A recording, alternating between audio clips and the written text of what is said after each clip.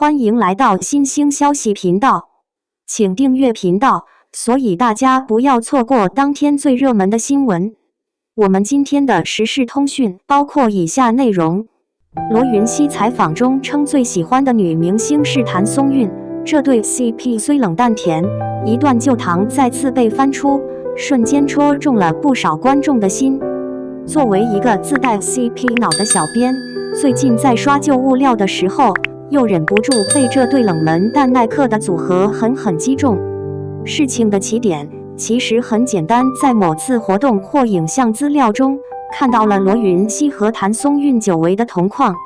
兩個人並肩而坐，沒有刻意營業，沒有過分互動，卻莫名給人一種坐在一起就很舒服的感覺。不是那種一眼驚豔的張揚，而是越看越順眼，越想越有餘味的般配。很多觀眾第一反應都是，這兩個人以前合作過嗎？答案是肯定的，而且還要追溯到他們都還沒有大火的時候。時間撥回到早年，兩人曾共同出演過電影《最美的時候遇見你》。那時候的羅雲熙還沒有古裝白月光仙氣男神的標籤，譚松韻也尚未憑借一部又一部爆款劇坐穩國民女演員的位置。兩個人都還處在演藝生涯的起步階段，青澀真誠，卻也因此顯得格外真實。在這部電影中，他們飾演一對在青春歲月裡相互靠近、彼此吸引的男女，情感表達並不懸浮，而是帶着年輕人特有的衝動與炙熱。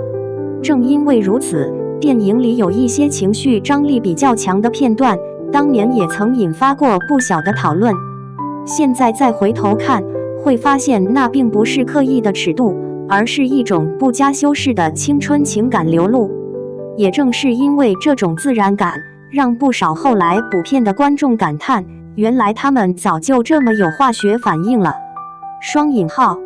真正讓這顆舊糖再次被反覆提起的，是羅雲熙在一次採訪中的回答。當被問到最喜歡的女演員是誰時，他給出了3個名字：楊穎、迪麗熱巴和譚松韻。這個答案在當時看似平常，卻在後來被 CP 粉反覆品味。原因很簡單，在這3位女演員中，只有譚松韻是真正與她有過影視合作的對象。於是，不少網友忍不住開始合理聯想合作過、評價高，放在同一個喜歡名單裡，這是不是多少有點特別？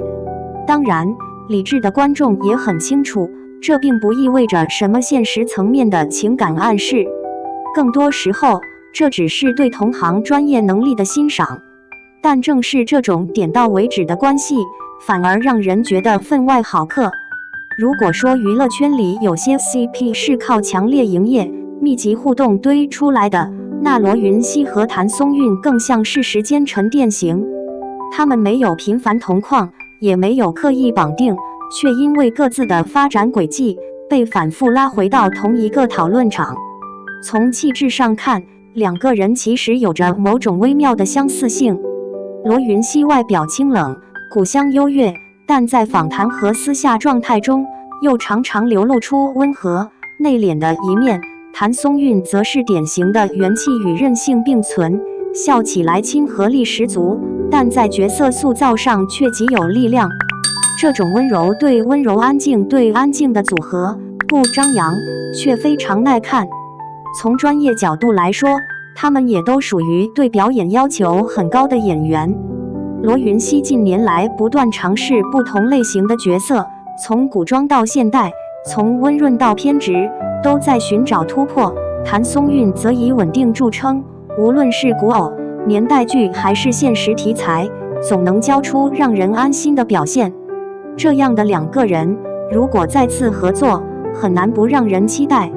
也正因為如此，很多網友在討論這對 CP 時，態度都格外溫和。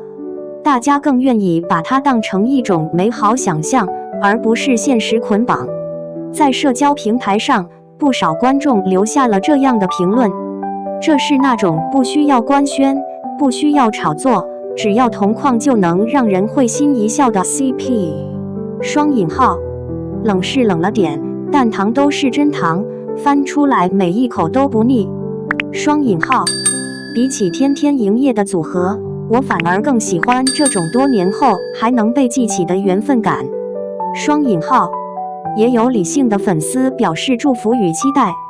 不管是不是 CP， 能在同一部作品裡看到兩個好演員對戲，本身就是觀眾的福氣。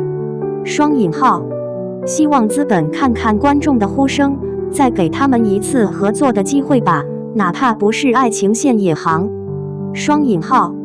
還有人從作品角度出發，送上真誠的祝願。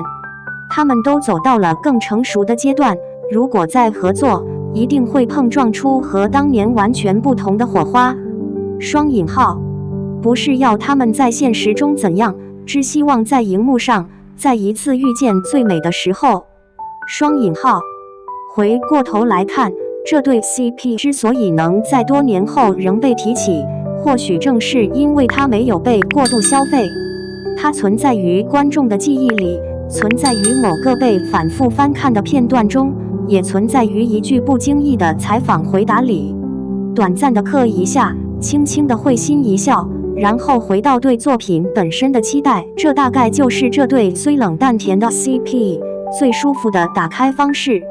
至於未來會不會真的再度合作，誰也說不準。但至少在觀眾心裡，這份舊日的美好已經被妥帖地保存了下來。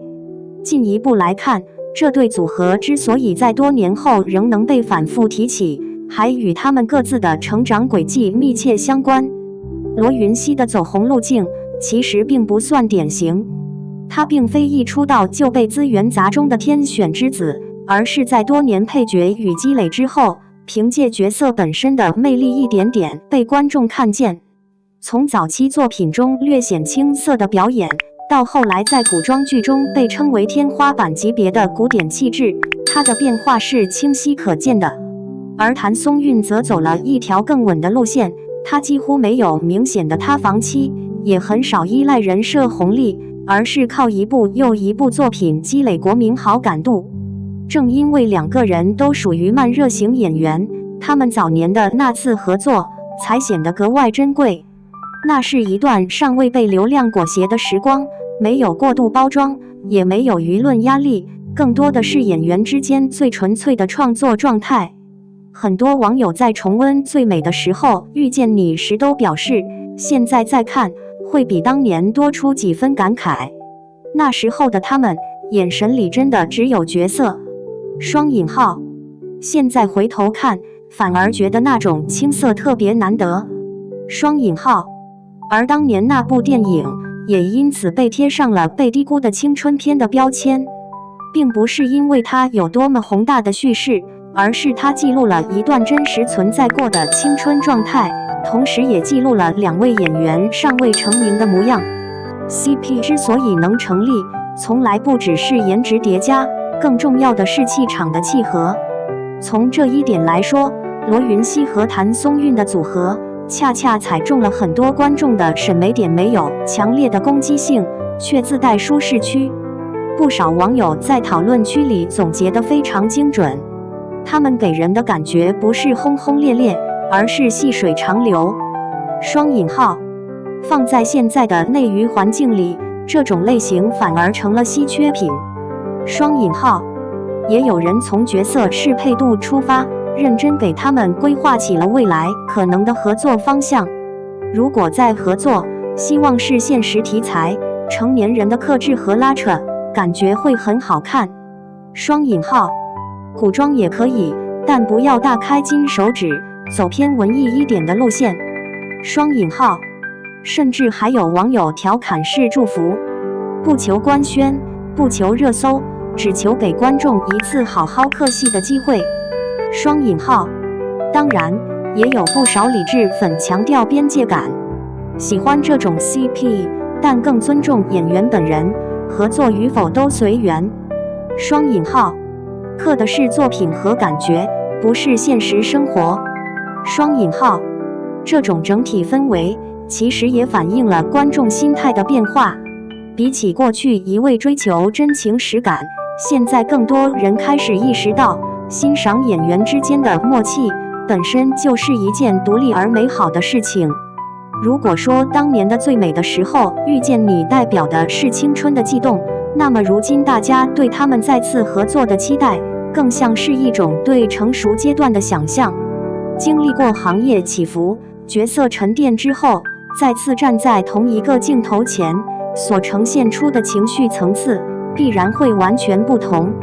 也正因為如此，這對 CP 才會被評價為冷門但高級。它不需要頻繁出現，也不需要刻意提醒，只要偶爾被提起，就足以讓人回味。